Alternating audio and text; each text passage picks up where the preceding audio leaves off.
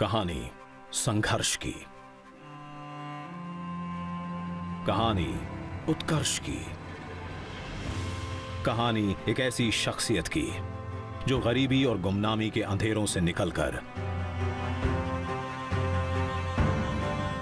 बना विश्व के सबसे बड़े लोकतंत्र का नायक। कौन है ये व्यक्ति? मैं नरेंद्र दामोदर दास मोदी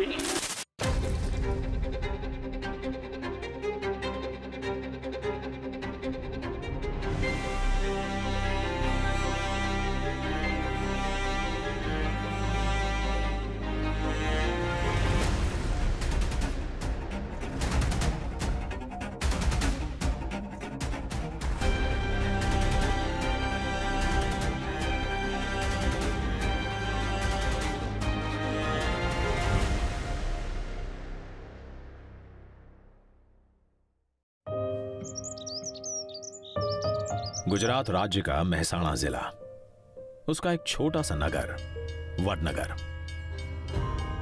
जो इतिहास में कभी आनर्थपुर, कभी आनंदपुर तो कभी स्कंदपुर के नाम से जाना जाता था। वडनगर ऐतिहासिक व्यापार केंद्र भी रह चुका है। यहां विदेशी व्यापारी और विद्वान अक्सर आते रहते थे। 7वीं सदी में सम्राट हर्षवर्धन के समय चीनी बौद्ध भिक्षु हुएनसांग भी यहां आए थे। एक जमाने में जैनों की पवित्र शेत्रुंजय पालिताना यात्रा भी वडनगर से ही शुरू होती थी। विभिन्न विचारधाराओं का जहां गूंजता था स्वर, ऐसे वडनगर में था नन्हे नरेंद्र का घर।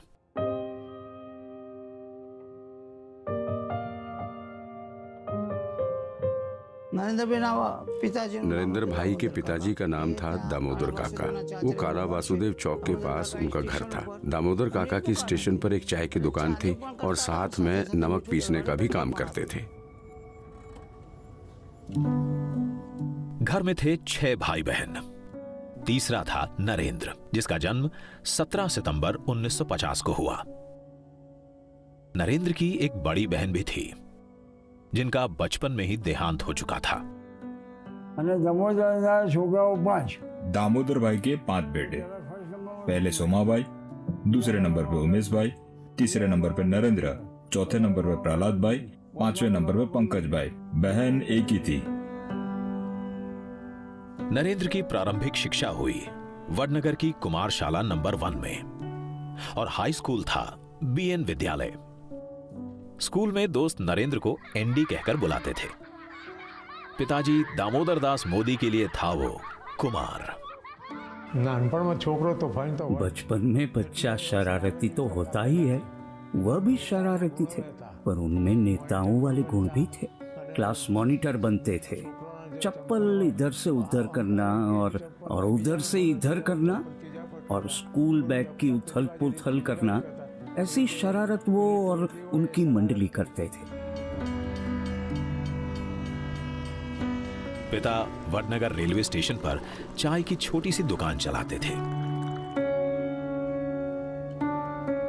नरेंद्र स्कूल के बाद अपने पिता की मदद करता था। स्टेशन पर मुसाफिरों से बात करते करते उसी समय से नरेंद्र की हिंदी बहुत अच्छी हो गई थी। परिवार के संघर्ष में भागीदार माता हीराबा भी थीं, जो गुजारे के लिए पड़ोसियों के घरों में भी काम किया करती थीं।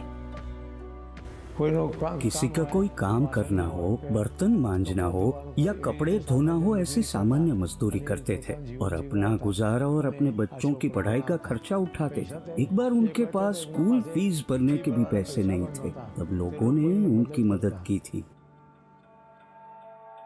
अब जब हम छोटे थे तो हमारा गुजारा करने के लिए वे अड़ोस पड़ोस के घरों में बर्तन साफ करना, पानी भरना, मजदूरी करना। आप कल्पना कर सकते हैं कि एक माँ ने अपने बच्चों को बड़ा करने के लिए कितना कष्ट उठाया होगा।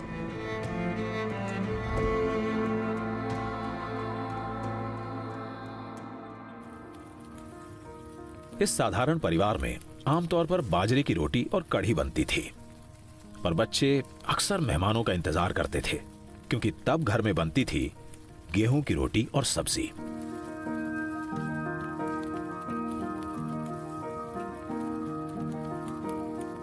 परिवार में संसाधनों की कमी जरूर थी, पर संस्कारों की नहीं। माता हीराबा पढ़ी लिखी नहीं थी। पिताजी हर शाम उन्हें धार्मिक पुस्तकें पढ़कर सुनाते थे और चंद अच्छे शब्द आसपास धमा चौकड़ी मचाते बच्चों के कानों में भी पड़ जाते थे।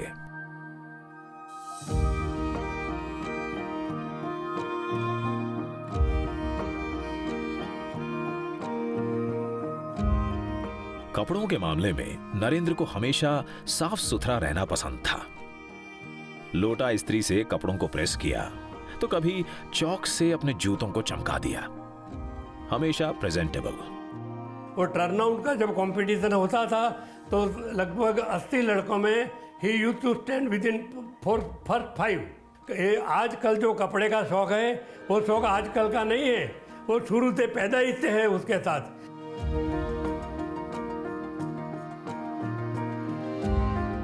जब भी वडनगर में कोई भी बीमार हीराबा के पास आता था तो वो उनकी निस्वार्थ सेवा करती थी, देसी नुस्खों के साथ।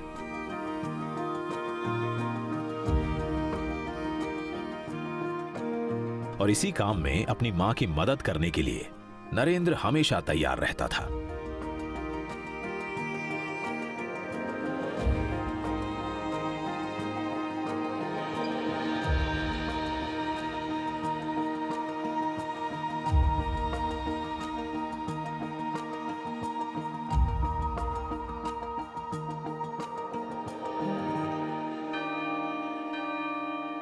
वडनगर के मोदी ओड में जहां नरेंद्र का घर था, वहीं नजदीक था काला वसुदेव का चौक।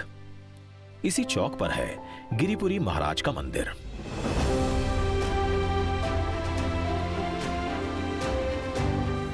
आरती के समय यहां भागकर नरेंद्र सबसे पहले पहुंचता था, ढोल बजाने।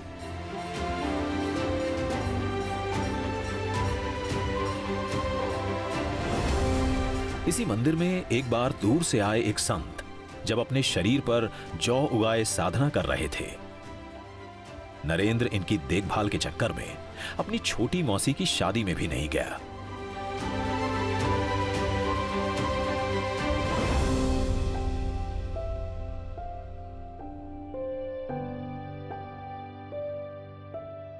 आठ साल के नरेंद्र के जीवन में एक बड़ा मोड़ तब आया जब वो अपने हिंदी के शिक्षक चंद्रकांत दवे से प्रभावित होकर राष्ट्रीय स्वयंसेवक संघ की शाखा में जाने लगा। एक दिन वडनगर की इसी शाखा में वकील साहब के नाम से मशहूर संघ के प्रांत प्रचारक लक्ष्मण राव इनामदार स्वयंसेवकों को संबोधित करने आए। उस वक्त हम साथ में ही थे और वकील साहब ने तब जो कहा था वो सुनकर नरेंद्र उनसे काफी प्रभावित हुए और उसके बाद वो वकील साहब को मिलने गए और उन्हें मिलने के बाद उनके जीवन में परिवर्तन आया।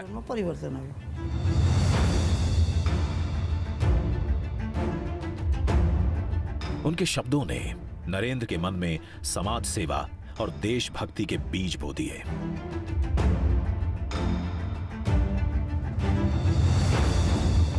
चाहे महागुजरात आंदोलन के लिए लोगों को जुटाने का अभियान हो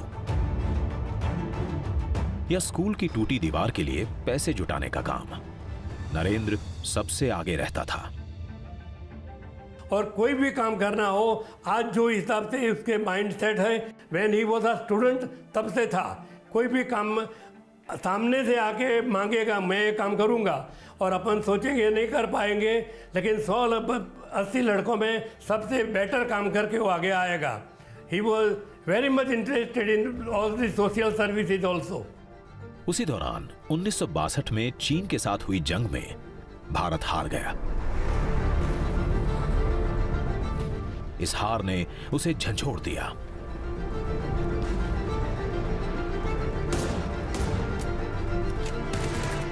नरेंद्र देश सेवा के लिए अब और उत्सुक हो गया।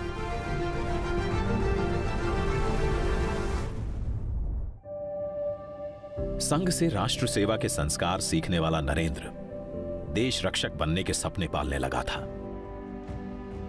और इसीलिए वो सैनिक स्कूल जाना चाहता था। पैसे थे नहीं, पिता ने मना कर दिया।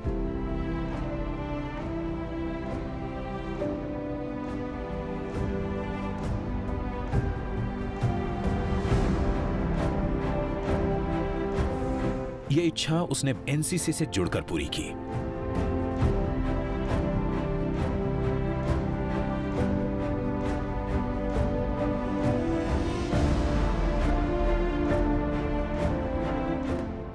एक ग्रुप फोटो में स्कूल के प्रिंसिपल राजबिहारी मनिया रहे और नरेंद्र मोदी बैठा है। जूनियर एनसीसी में पहली बार नरेंद्र मोदी ज्वाइन करने को आए तो उसका कद काफ़ी छोटा था, तो मैंने सोचा कि इसका फिजिकल टेस्ट लेके उसको खुद को महसूस करवाऊं कि you are not fit for NCC. तो मैंने 3 टेस्ट लिया, कम से कम 100 मीटर रनिंग का टेस्ट लिया 20 बच्चों को साथ में, तो ही केम फर्स्ट। एक पाँव से लंगड़ी जिसको हम लोग बोलते हैं, एक पाँव से भागने का, वो लिया तो उसमें भी ही केम फर्स्ट। और तीसरा जो टेस्ट लिया हमने जिसको फ्रॉग जंप बोलते हैं, और उसी में वो पहले 5 में आया। तो मुझे मेरा कॉन्शियस अंदर से कहने लगा कि इसको रिजेक्ट नहीं कर सकते हो। –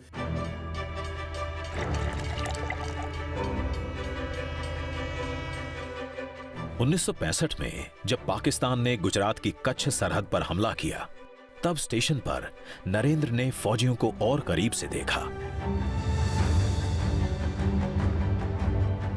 सरहद के रखवालों के प्रति उसकी श्रद्धा और बढ़ी। उस समय पूरे देश के अंदर देशभक्ति का माहौल छाया हुआ था। नरेंद्र भाई वडनगर से महसाणा जाते थे। सैनिक हमारे जो थे जवान, उनको चाय पिलाना, छोटी मोटी उनकी सेवा करना, उसके लिए वो जाते थे।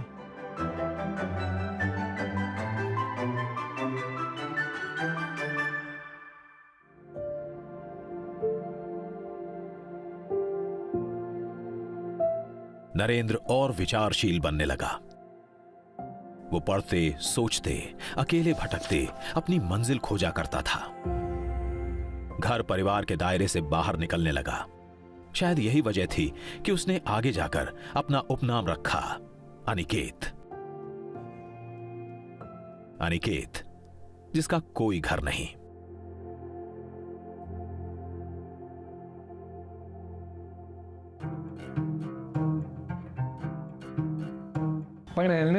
उसे घर में रुकना नहीं था। उसे अपना जीवन सेवा में और देश को समर्पित करना था। घर छोड़कर उसे आश्रम, संत और ऋषि मुनियों से जीवन का वो जवाब चाहिए था जो उसे संतोष दे।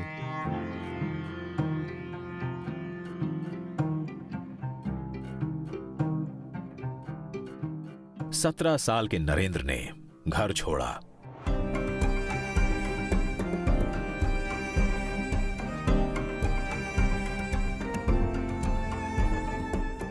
संयोग ही था कि वो उस शहर की तरफ गया जहां उसके अपने नायक विवेकानंद कभी रहा करते थे और जिनके बचपन के नाम नरेंद्रनाथ दत्त पर ही उसका नाम नरेंद्र रखा गया था। विवेकानंद जी की तरफ उनका बहुत लगाव था। उनका जब उन्होंने अमेरिका में जाकर प्रवचन दिया, उस आधार पर उन्हें ऐसा लगा कि उन्हें भी कुछ ऐसा करना चाहिए, उन्हें भी ऐसा बनना चाहिए। हीराबा के हीरे नरेंद्र को अब जिंदगी तराशने वाली थी।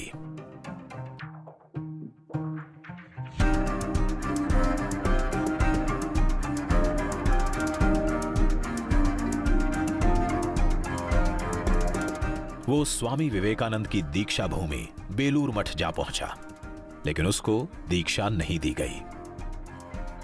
उनको रामकृष्ण मिशन का सन्यासी बनना था, मगर रामकृष्ण मिशन का एक नियम था कि व्यक्ति ग्रेजुएट होना चाहिए और नरेंद्र भाई ग्रेजुएट नहीं थे, इसलिए वो वहाँ सन्यासी नहीं बने।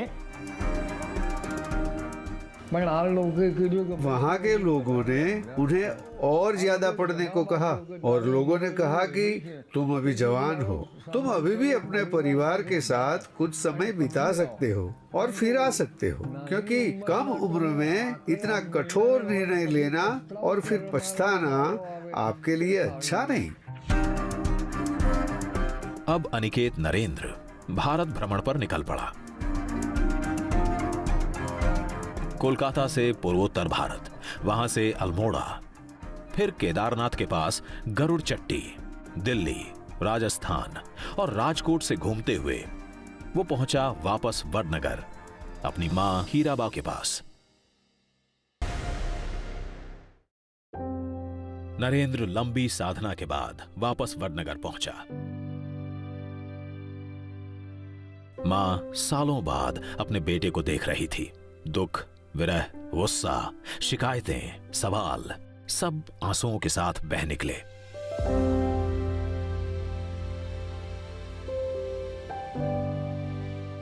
और नरेंद्र के झोले में हीराबा को मिली अपनी ही एक पुरानी तस्वीर।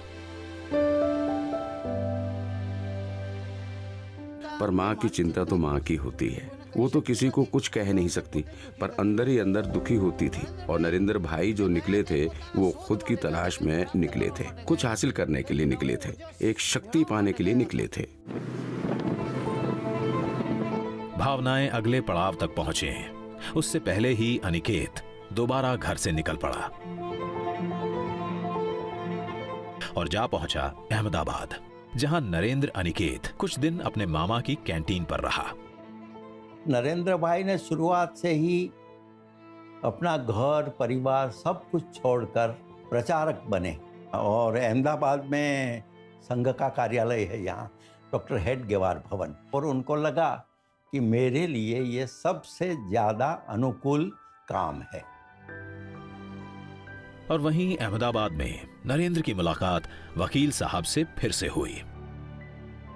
वकील साहब ने युवा नरेंद्र की गुजरात के संघ मुख्यालय हेडगेवार भवन में रहने की व्यवस्था कर दी।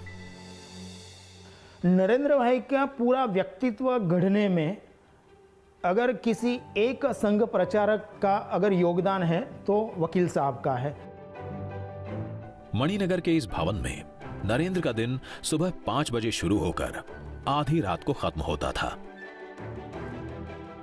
अतिथियों को जगाना, चाय नाश्ता परोसना, कार्यालय की सफाई करना, यह सब नरेंद्र के जिम्मे था। अनिकेत नरेंद्र को अब ठिकाना मिल चुका था। नरेंद्र ने पढ़ाई करना छोड़ दिया था। तब वकील साहब ने उससे कहा कि नरेंद्र, तुझे पढ़ाई तो करनी ही पड़ेगी। मेरा सौभाग्य रहा, जीवन का बहुत कालखंड उनके साथ बिताने का मुझे अवसर मिला। जवानी के अनेक वर्ष उन्हीं के मार्गदर्शन में काम करता रहा और इसलिए मेरे लिए वकील साहब का जीवन एक नित्य प्रेरणा का स्रोत रहा।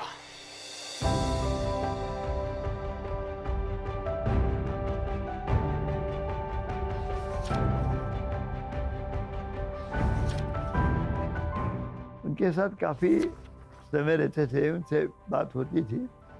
उनके जीवन के ऊपर उन्होंने एक किताब ही लिखी है, सेतुबंध करके, उसमें काफ़ी उसका जिक्र उसके बारे में ज़्यादा तौर से किया हुआ है।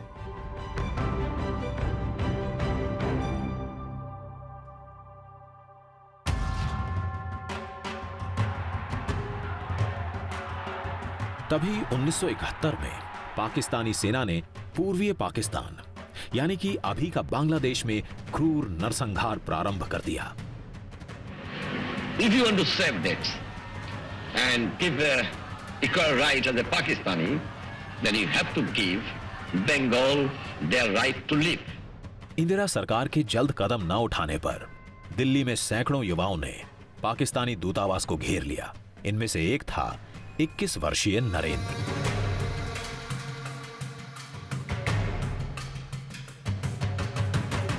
इंदिरा सरकार ने पाकिस्तान के खिलाफ प्रदर्शन करने वालों को हिरासत में ले लिया।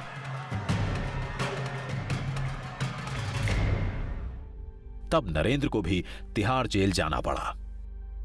बांग्लादेश की आजादी के लिए संघर्ष में उस संघर्ष में शामिल होना मेरे जीवन के भी पहले आंदोलनों में से एक था। मेरी उम्र 20-22 साल रही होगी जब मैंने और मेरे कई साथियों ने बांग्लादेश के लोगों की आजादी के लिए सत्याग्रह किया था। बांग्लादेश की आजादी के समर्थन में तब मैंने गिरफ्तारी भी दी थी और जेल जाने का अवसर भी आया था। आखिरकार भारतीय सेना की मदद से पूर्वी पाकिस्तान बना स्वतंत्र Bangladesh. 16th of December 1971, Lieutenant General A.A.K. Niazi signed the instrument of surrender and placed himself and his troops under the command of Lieutenant General J.S. Arora.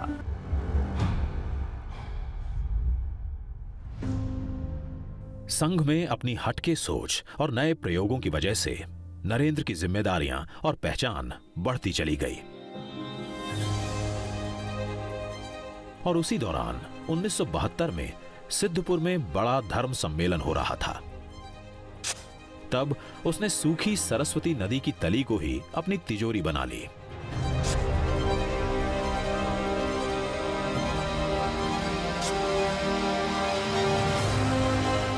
जब पैसे की जरूरत पड़ी तो बालू में से पैसे की थैली निकाली और वकील साहब दंग रह गए।